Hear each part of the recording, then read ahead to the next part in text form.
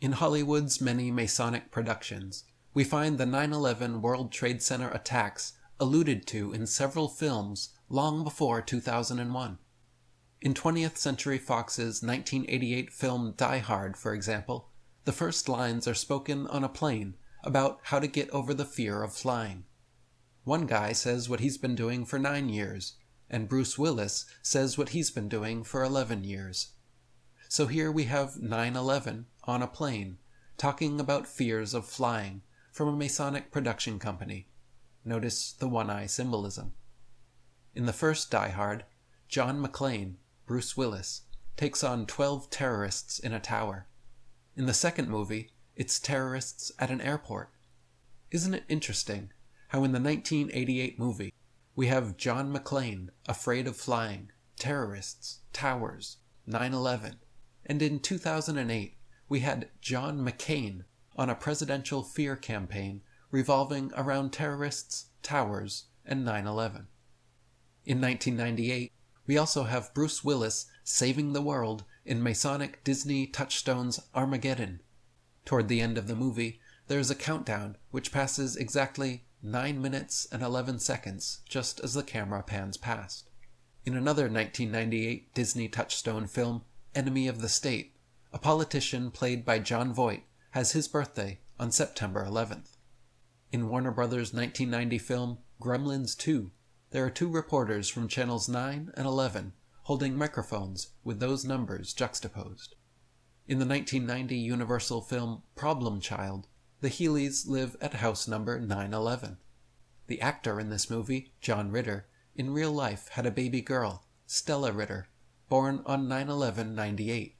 Then 5 years later, suddenly and suspiciously, John died on 9/11/03.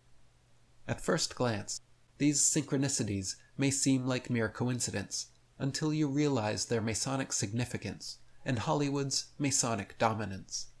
In the 1993 Super Mario Bros. Movie, the 2 towers are depicted eerily half-destroyed and smoking, just as they would be on 9/11/2001. In the movie, the twin towers each have on them a large symbol of a hand holding 2 lightning bolts. This is the very aspect of tarot imagery from the Tower card, substituted by hijacked planes on 9/11. In 33rd Degree Mason James Cameron and Columbia TriStar's 1991 Terminator 2 Judgment Day, there is an overpass that warns, "Caution, 9/11." In the 1996 film Independence Day, there is also a countdown which just happens to pass 09/11/01, September 11th, 2001, just as the camera pans across.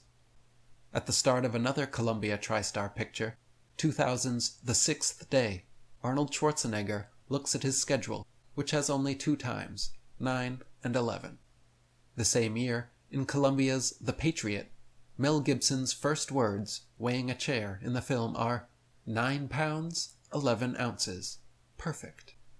In 1997 DreamWorks' first film, The Peacemaker, George Clooney is shot perfectly between aisle 9 and 11. In a 1997 episode of The Simpsons, Lisa holds up a magazine that reads New York, $9, with a picture of the Twin Towers after the 9, which looks exactly like 9/11. In 1998's Godzilla, the camera cuts to a wristwatch showing 8:55, with the little hand on the 9 and the big hand on the 11. In 1999's The 13th Floor, a wall clock shows 11:45, with the big hand on the 9 and the little hand on the 11, just as he runs by. In Universal Columbia's 1999 The Bone Collector, Denzel Washington finds a piece of paper from page 119, and the date is 11/9, November 9th. In Warner Brothers' 1999 film The Matrix, Neo's passport expires on exactly September 11th, 2001. In 2000's Traffic, a large delivery truck is shown full of boxes, and on every single box are a scorpion symbol and the number 9/11. In March 2001, 6 months before 9/11, the pilot episode for The Lone Gunman aired on Fox, with the plotline being terrorists hijacking a plane and crashing it into the World Trade Center. In 1998, the U.S. Department of Justice FEMA Emergency Response to Terrorism Guide had a cover picture showing the World Trade Center in crosshairs. Another symbolic representation of the 9/11 events was encoded into the year 2000 $20 bill, which, when folded a particular way, resembles the smoking and damaged Twin Towers and the Pentagon. Rap group The Coup album Party Music, which came out just after 9/11, originally, in June 2001, had an album cover featuring the artists affront both World Trade Center towers, which have huge explosions and smoke clouds from the upper floors.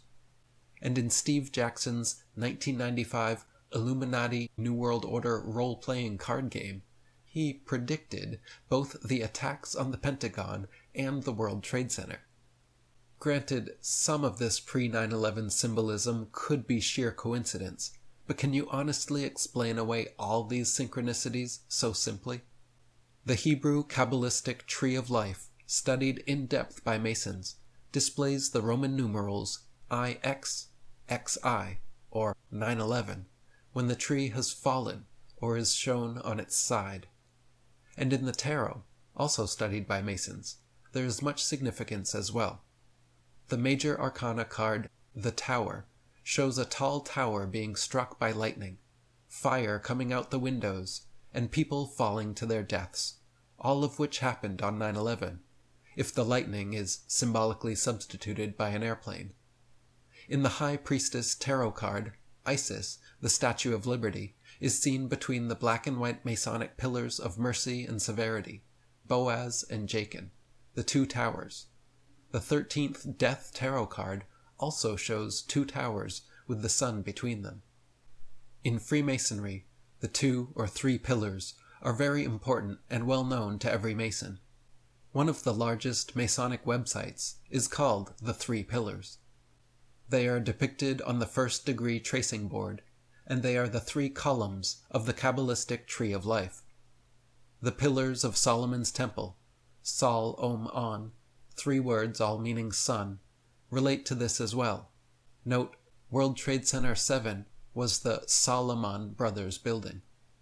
The right pillar of mercy is male, and the left pillar of severity is female. Between them is the third androgynous pillar of enlightenment and illumination.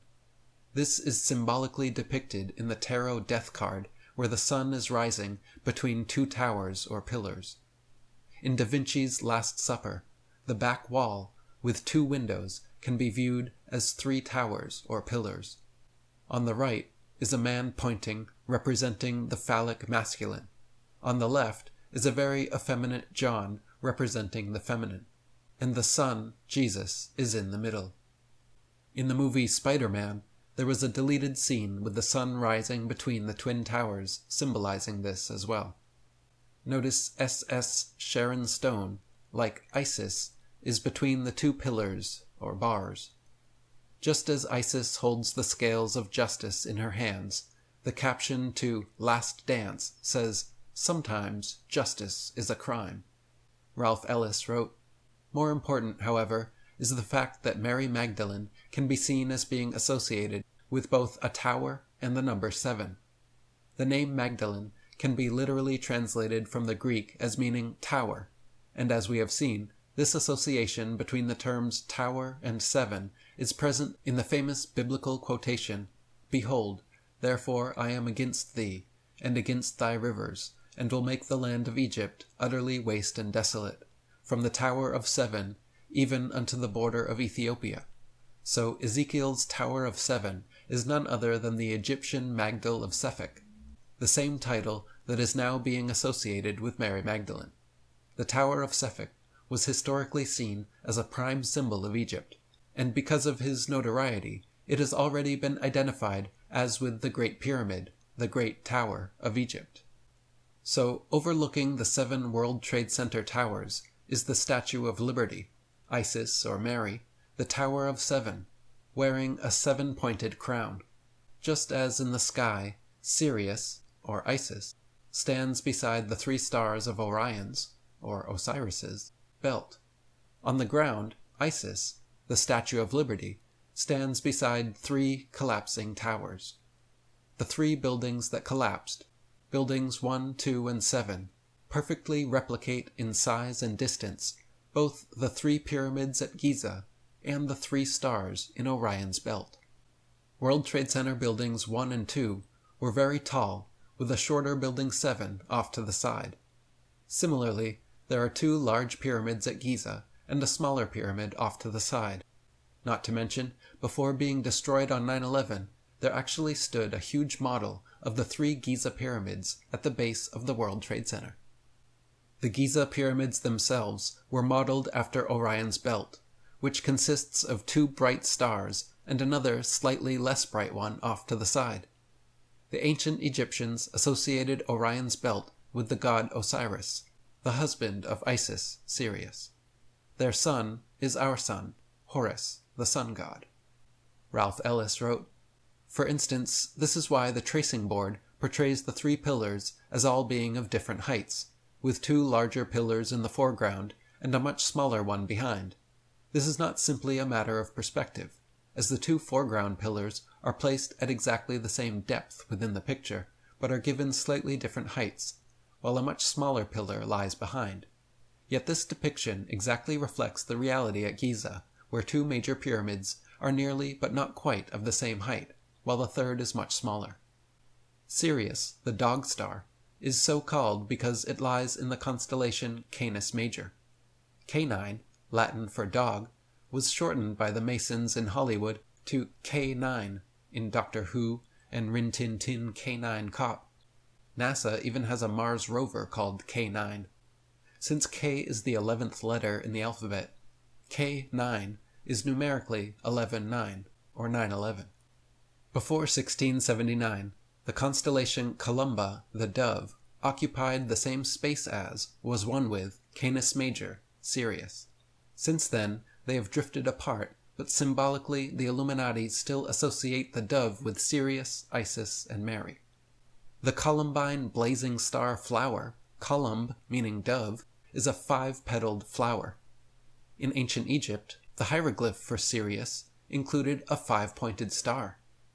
In the U.S. District of Columbia, the Masons built numerous 5-pointed star pentagrams into the roads and architecture. Is it not coincidental how the 5-sided Pentagon building would be attacked on 9/11/2001, the same day it began construction 60 years prior, on 9/11/1941? And is it not interesting how the numbers 9/11 and 5 both relate back to Sirius, the K9, and Sirius, the Columbine, 5-pointed blazing star? Is this all some elaborate calling card, or predictive programming employed by the Freemasons, or does it serve some other secret purpose?